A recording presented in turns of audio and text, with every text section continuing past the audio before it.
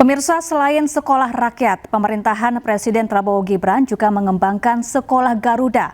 Anak-anak unggulan akan mengisi sekolah Garuda yang tersebar di seluruh penjuru Indonesia.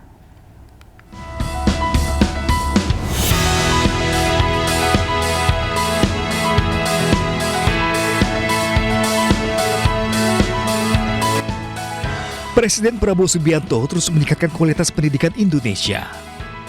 Sekolah Garuda pun dibentuk dengan melibatkan 14 sekolah unggulan di seluruh Indonesia. Tak hanya itu, Prabowo juga akan mendirikan 10 sekolah unggulan baru. Nantinya, sekolah yang tergabung dalam sekolah Garuda akan menggunakan kurikulum berstandar internasional. Dalam sidang kabinet, Presiden Prabowo targetkan lulusan sekolah Garuda bisa masuk universitas-universitas dunia seperti Harvard, MIT, dan Oxford. Dari program ini, asal sekolah itu yang sudah ada mau ikut, berarti ikut kurikulum. Yang kurikulum itu kita pakai standar internasional, ya, IB internasional, International Baccalaureate, sistem IB. Berarti lulusan itu bisa diterima di universitas manapun di dunia yang terbaik. Kita berharap dengan program ini nanti banyak anak-anak kita bisa masuk ke sekolah terbaik di dunia. Harvard, MIT, Oxford. Sekolah Garuda berada di bawah pengawasan langsung Kementerian Pendidikan Tinggi, Sains dan Teknologi. Sekolah Garuda terdiri sekolah menengah atas dan madrasah aliyah. Selain menggunakan kurikulum internasional, sekolah Garuda berbasis sains dan teknologi. Tim Liputan iNews melaporkan. Ya, tak hanya sekolah Garuda, untuk tingkatkan dunia pendidikan, Presiden Prabowo Subianto juga akan menambah anggaran beasiswa LPDP. Dana akan diambil dari sisa penghematan hingga uang hasil sitaan kasus korupsi, salah satunya 13 triliun rupiah dari korupsi tata kelola CPO. Uang-uang dari sisa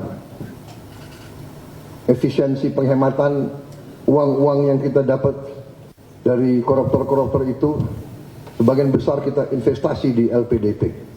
Mungkin yang 13 triliun,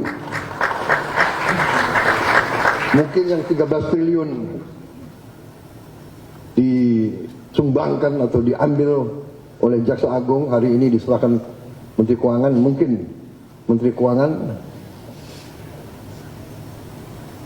mungkin sebagian bisa kita taruh di LPD. Sementara itu, pemirsa, program magang dibayar gelombang 1 batch 2 telah memasuki tahap akhir.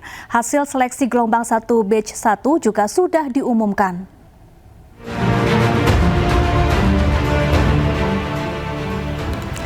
Kepala Badan Perencanaan dan Pengembangan Ketenagakerjaan atau BPPK mencatat lebih dari 1.000 perusahaan telah mendaftar dengan total usulan posisi magang sebanyak sekitar 26.000. Sementara jumlah seluruh pendaftar program magang nasional hingga hari terakhir pada 19 Oktober kemarin sebanyak 15.876 peserta dinyatakan lolos. Hasil seleksi gelombang 1 batch 1 bisa dilihat di halaman resmi Magang Hub Kemnaker. Sementara untuk batch 2 akan diumumkan pada Rabu 22 Oktober 2025. Yang pertama, teman-teman, tujuan magang tadi juga sudah disampaikan Pak Menko adalah memberikan pengalaman kerja, memberikan exposure terkait tentang dunia kerja, dan kemudian meningkatkan kompetensi. Jadi untuk memastikan 3 tujuan ini tercapai, perusahaan tempat magang itu wajib menyiapkan mentor, dan ada mekanisme Monef yang kita laksanakan. Jadi kita memiliki aplikasi Monef Magang. Di situ nanti akan di-track terkait dengan aktivitas para peserta magang apa saja tiap hari, kemudian kompetensi apa yang ingin dicapai, dan kemudian dinilai oleh mentor. Itu yang menjadi fokus. Harapan kita, makanya saya sampaikan tadi, harapannya dengan adanya peserta magang ini juga bisa membantu perusahaan untuk berkembang. Dan ketika perusahaan itu membutuhkan tambahan karyawan, kami sangat yakin kandidat utamanya adalah dari peserta magang ini, karena mereka sudah Pemirsa, pemerintah meluncurkan bantuan langsung tunai kesejahteraan rakyat senilai Rp900.000 per 3 bulan yang menyasar 35 juta keluarga penerima manfaat. Bantuan langsung tunai tambahan ini diberikan mulai 20 Oktober hingga Desember mendatang.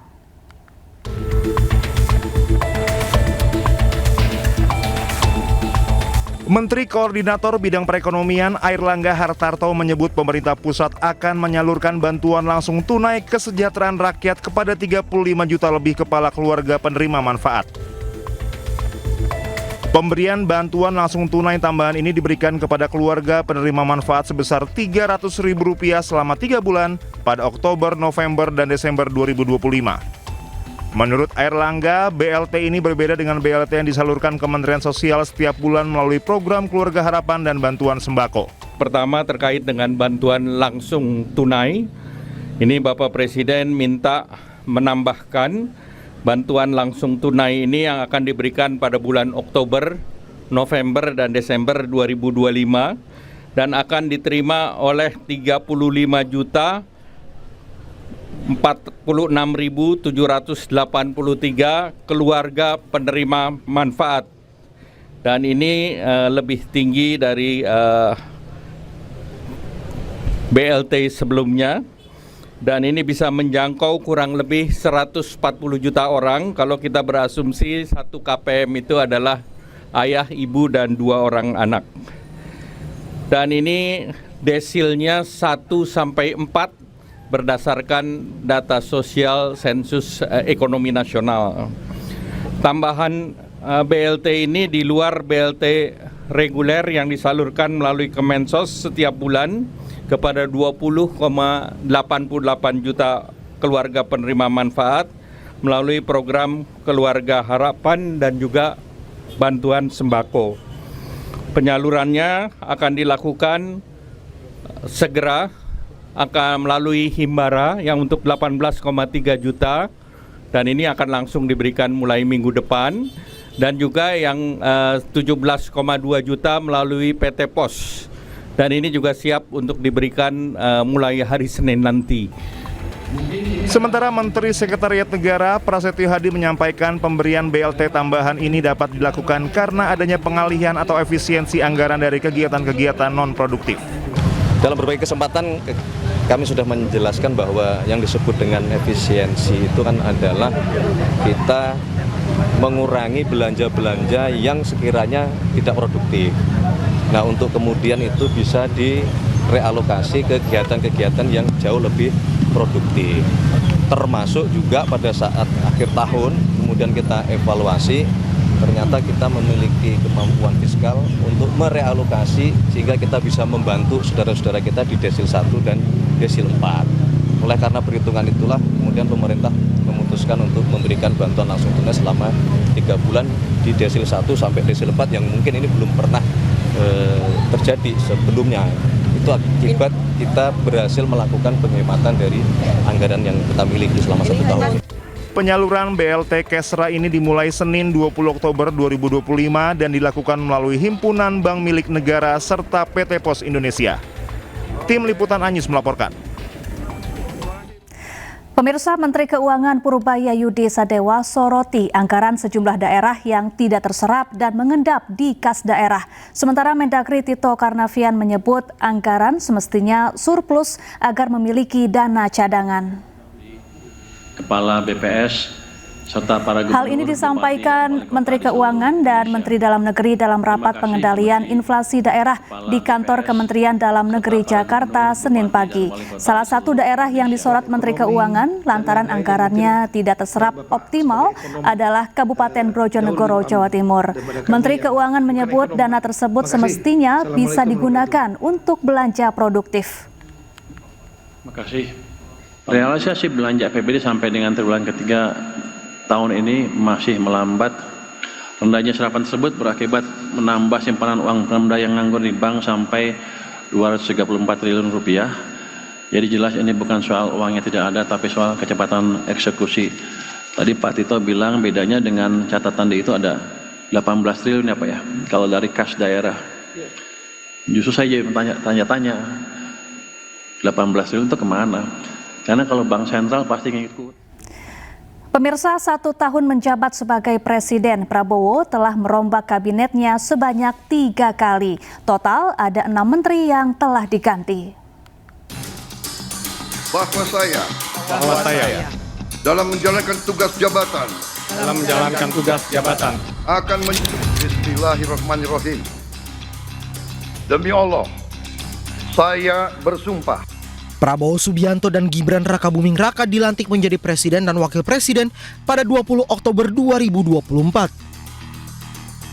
Usai pelantikan, Presiden Prabowo membentuk kabinet yang diberi nama Kabinet Merah Putih. Total ada 48 menteri, 5 kepala badan, serta 59 wakil menteri.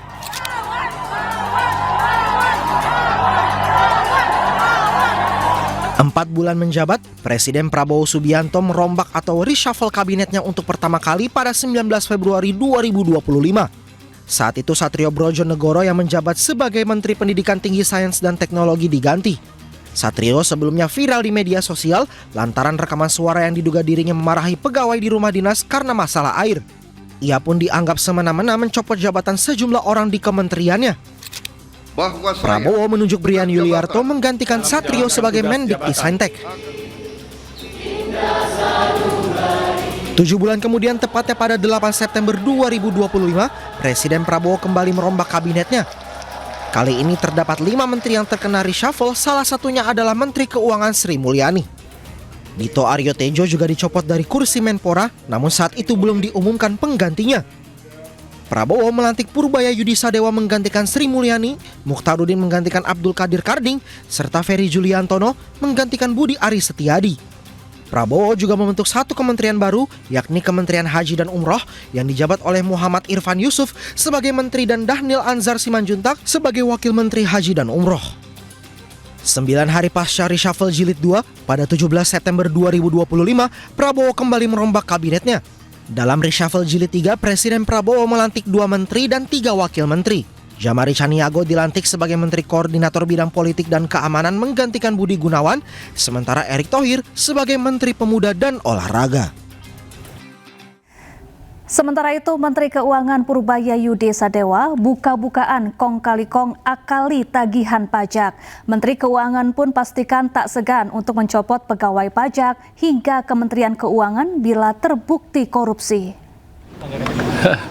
Ya mereka nego lah sama itu, sama ininya, sama wajib pajaknya.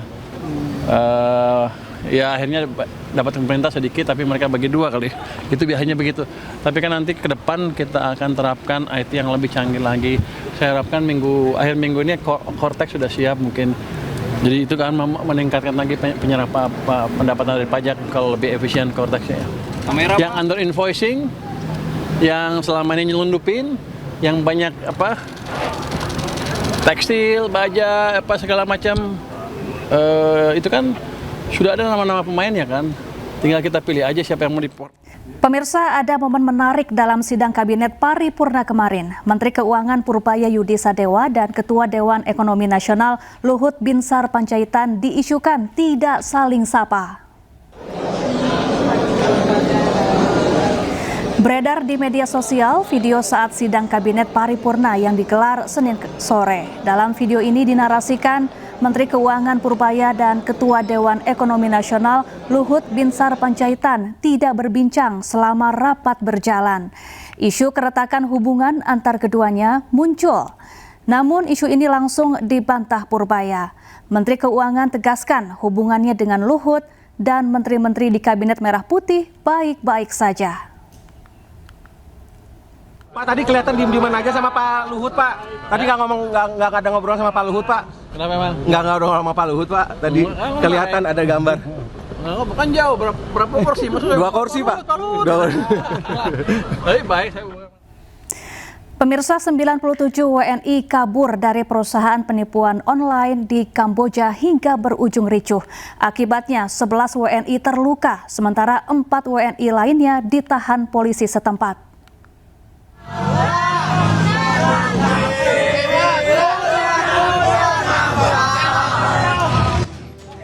Insiden kaburnya 79 WNI dari sebuah lokasi yang diduga perusahaan penipuan scam terjadi pada 17 Oktober lalu dan menjadi viral di sosial media. Sebagian besar dari mereka berhasil diamankan oleh pihak kepolisian setempat, sementara beberapa lainnya dilarikan ke rumah sakit di kota Cherutum, Kamboja untuk mendapatkan perawatan. Kasus ini menjadi sorotan akibat maraknya praktik perekrutan tenaga kerja Indonesia ke luar negeri melalui tawaran kerja palsu. Modus yang digunakan umumnya menjanjikan gaji tinggi, namun korban justru dijebak untuk bekerja di perusahaan yang menjalankan aktivitas penipuan daring. Jadi sesuai dengan SOP kami sudah melakukan proses identifikasi dari korban-korban, dari warga negara kita yang terlibat online scam, apakah terindikasi sebagai korban TPPO ataukah bukan sesuai dengan Undang-Undang 21 tahun 2007. Dan kami dapat sampaikan bahwa tidak semuanya adalah korban TPPO. Artinya, ada warga negara Indonesia yang mendapatkan tawaran pekerjaan sebagai scammer atau menipu di luar negeri, ya, dan kemudian berangkat ke sana secara sukarela karena mengejar gaji yang tinggi. Artinya, ini dilarang oleh undang-undang. Selain itu, KBRI Phnom Penh juga telah memberikan bantuan logistik dan pendampingan hukum bagi para WNI. Tim Liputan iNews melaporkan. Pemirsa, waspadalah, kasus penyakit influenza tipe A kini kian merebak dan membuat sebagian pasien harus dirawat inap di rumah sakit. Kementerian Kesehatan mengimbau masyarakat meningkatkan protokol kesehatan. Dan pemirsa, informasi ini sekaligus menutup Pemimpin Rakyat hari ini. Temukan informasi-informasi terbaru lainnya di www.inews.id dan cuplikan tayangan berita iNews dapat Anda saksikan di kanal YouTube @officialinews. Saya Syafaati Suryo dan kerabat kerja yang bertugas pamit undur diri. Pemimpin rakyat, pemimpin beraksi, rakyat awasi. Sampai jumpa.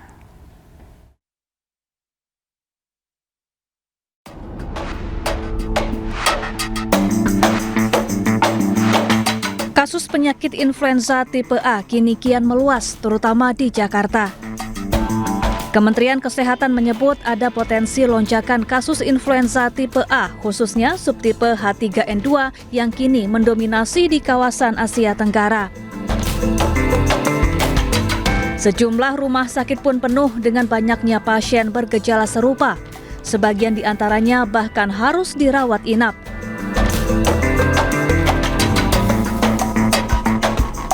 Adapun gejala influenza antara lain demam, batuk, pilek, sakit kepala, nyeri otot dan sendi hingga muntah-muntah.